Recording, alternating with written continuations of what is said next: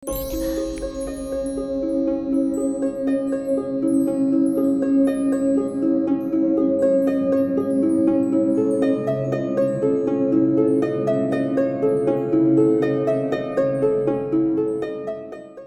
selamat datang dan selamat malam. Kembali lagi di Narator di Rumah Horor Indonesia.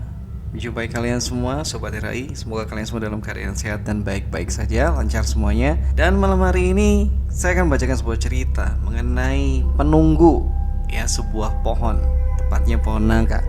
Oke, ini dia ceritanya. The Demit Pohon Nangka.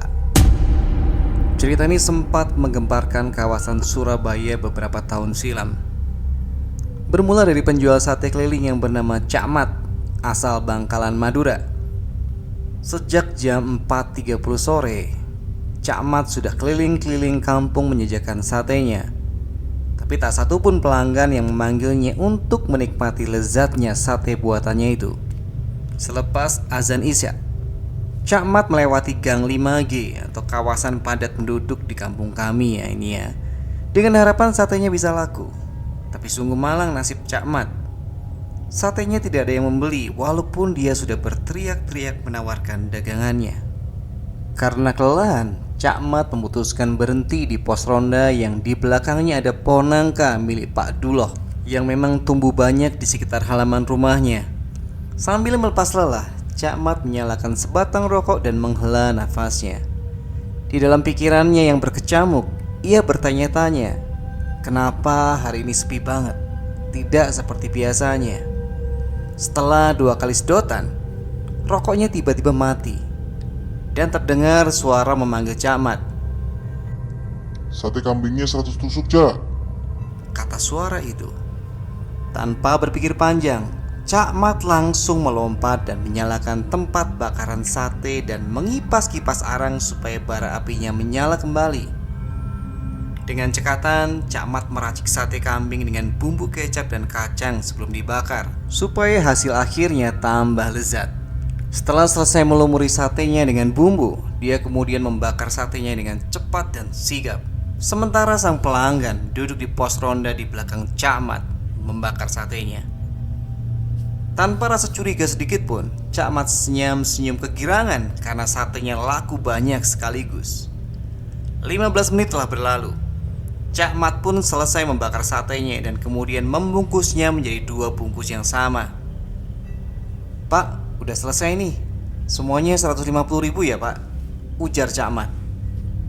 Di saat itulah mulai timbul keanehan. Pelanggan yang memesan satenya tidak ada di tempatnya. Dan Cak Mat pun mulai kebingungan mencari pelanggannya tersebut. "Kemana ya bapak yang pesan tadi?" gumamnya.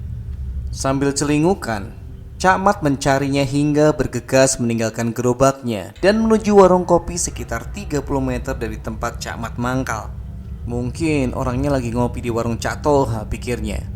Sesampainya di warung kopi Cak Toha, hanya ada beberapa orang saja yang ngopi di warung itu, dan Cak Mat tidak melihat pembeli satenya ada di situ. "Cari siapa, Cak Mat?" Cak Toha menyapa Cak Mat. "Ini, Cak, cari orang yang pesan sate saya tadi. Di sana di dekat pohon nangka tadi ada orang tinggi besar, kulitnya hitam. Kayaknya sih orang Arab, kalau enggak orang negro gitu. Pesan 100 tusuk sate. Nah, setelah satenya matang, orangnya kok nggak ada ya?" tanya Cak Mat ke Cak Toha. "Jangan-jangan sosok itu penunggu pohon nangka di depan rumah Pak Duloh yang biasanya jam segini mang keluar," jawab Cak Toha seperti menakut-nakuti. Cak Mat pun tidak percaya dan menganggap Cak Toha hanya bergurau. Dia lalu pergi meninggalkan warung Cak Toha dan kembali ke gerobak satenya di dekat pos ronda di bawah pohon nangka itu. Tiba-tiba ada sesosok bayangan hitam melintas di depannya dan menghilang di bawah pohon nangka milik Pak Duloh tersebut. Sontak Cak Mat bergegas mendorong gerobaknya berlari menjauh dari pos ronda tempat semula dia mangkal. Tetapi gerobaknya tidak mau bergerak sama sekali. Cak Mat bingung dan kemudian berlari meninggalkan gerobaknya menuju warung Cak Toha kembali. Sesampainya di warung Cak Toha, dia langsung duduk dan terbata-bata memesan es teh manis. Cak Toha pun ikut panik melihat gelagat Cak Mat itu. Ada apa lagi, Cak? Kayak dikejar hantu gitu, celetuk Cak Toha. Iya, Cak. Tadi saat balik dari sini, ada sosok bayangan hitam bergerak ke arah gerobak dan menghilang di bawah pohon nangka di balik pos ronda itu, jawab Cak Mat. Oh, itu toh. Sudah saya bilang, itu hantu genderuwo, penunggu pohon nangka milik Pak Duloh, seru Cak Toha. Yang pasti, hantu itu sering muncul ketika ada pedagang keliling yang mangkal di bawah pohon nangka itu pada malam hari seperti ini, jelas Cak Toha. Berarti yang pesan sate saya tadi itu hantu penunggu pohon nangka itu, gumam Cak Mat. Kemudian Cak Mat membuka 2 bungkusan sate pesanan orang tadi untuk dimakan rame-rame di warung Cak Toha. Niatnya sih buang sial. Namun tiba-tiba 2 bungkus sate tersebut isinya sate yang masih mentah dan belum dibakar sama sekali, dan nampak berdarah-darah.